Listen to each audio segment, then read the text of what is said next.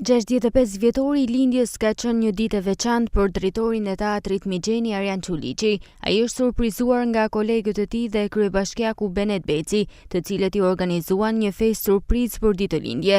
Kryetari i Bashkisë Shkodër Benet Beci e falenderoi Arjanin për kontributin e tij në teatrin e Shkodrës gjatë këtyre viteve. Arjanin e keni dashur si drejtor, si koleg, si shok, edhe mendoj që kjo është arritja më e madhe e frymës ekipit që keni pas aty.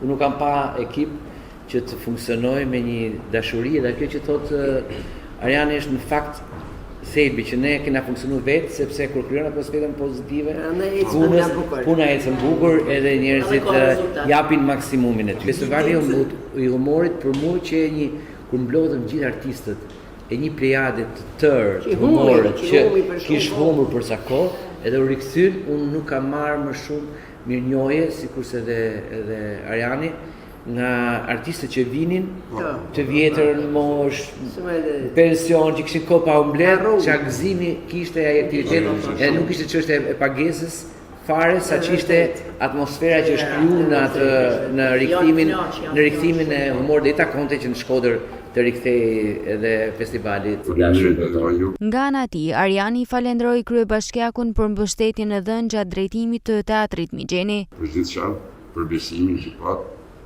dhe për gjithçka që më inkurajoi gjatë gjithë kohës që unë ishe këtu. Me të vërtetë shumë i kënaqur që ishe dhe bëna mirë që erdha në Shkodër, që punova me ju.